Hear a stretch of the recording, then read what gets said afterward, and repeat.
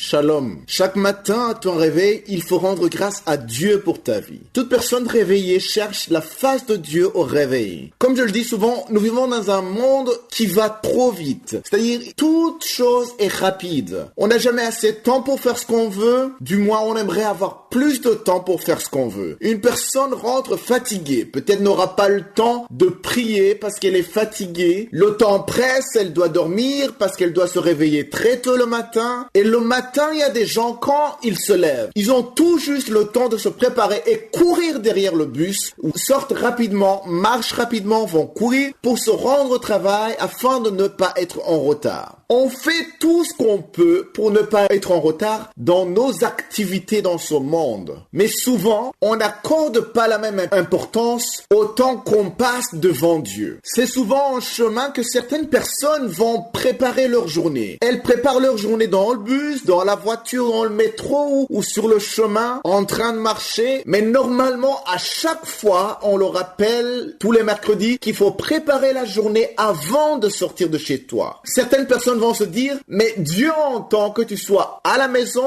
ou en dehors de la maison, c'est-à-dire sur le chemin. Mais il y a une raison pour laquelle on précise, on insiste qu'il faut préparer la journée avant de sortir de chez soi. Le diable sait qu'il ne peut pas t'empêcher, il sait qu'il ne peut pas empêcher certaines personnes de prier. Ce qu'il va faire, c'est de les rendre insouciants par rapport à l'ordre dont elles font les choses. Par exemple, ils vont relativiser, c'est-à-dire ne pas faire les choses comme il faut. Le diable va les pousser à ce que la prière ou la préparation de la journée soit quelque chose de banal, une habitude négativement parlant, au point que tu te prépares ou que tu prépares ta journée sans même y mettre le cœur ou l'intention. Cela n'arrive pas forcément à tout le monde, mais c'est l'un des pièges du diable pour diminuer l'efficacité dans nos prières. Il y a une différence entre prier en pensant à ce que tu vas mettre aujourd'hui, au programme que tu as, à ton patron, à tes collègues, à ce qui va se passer, et il y a une différence entre la personne qui va prier en y mettant le cœur et toutes les pensées en les dirigeant vers Dieu. Il y a aussi une différence entre préparer la journée avant de sortir de chez soi et après être sorti de chez soi. Mais le diable, ce qu'il veut, c'est t'amener à considérer que tout se ressemble. Lisons dans Psaume chapitre 143, verset 8. Il est écrit, « Fais-moi dès le matin entendre ta bonté, car je me confie en toi. Fais-moi connaître le chemin où je dois marcher, car j'élève à toi mon âme. » Quand tu prépares ta journée, demande à Dieu comme David à te faire entendre sa bonté. Qu'aujourd'hui tes oreilles entendent de bonnes nouvelles, que tu entendes la bonté de l'Éternel. Confie tout ce que tu vas faire à Dieu. Même si tu ne sais pas quoi confier à Dieu, confie-lui toute ta journée, tout ce qui va se passer. Demande à Dieu de te faire connaître le chemin où tu dois marcher. Non pas que tu ne sais pas où tu dois passer pour aller au travail, non pas que tu ne sais pas ou que tu ne connais pas le chemin que tu dois emprunter, mais tout simplement pour qu'il soit ton guide, pour que tu puisses être à l'écoute de ce qu'il te dit dans le chemin. Vous savez, parfois il vous dira d'emprunter un autre chemin plutôt que celui que vous êtes habitué à emprunter. Je ne sais pas si vous avez déjà vu, parfois on met des pancartes dans la rue et on écrit déviation parce que plus loin, là peut-être où tu vas pas voir, il y a des travaux qui sont en train de se faire et donc ils ferment cette route et ils mettent une pancarte sur laquelle il est écrit déviation. Quand tu demandes à Dieu de te faire connaître le chemin où tu dois passer, il arrivera des fois où il te dit de dévier parce qu'il sait que plus loin, il y a un danger. Parfois même, ça sera l'annulation d'un rendez-vous que tu avais déjà préparé parce qu'il sait ce qui va se passer dans son rendez-vous où il sait que on aura besoin de toi chez toi. Il y a quelque chose qui va se passer qui nécessite une urgence, qui nécessite que tu sois présent et donc il te dit d'annuler le rendez-vous. Même si tu ne sais pas pourquoi,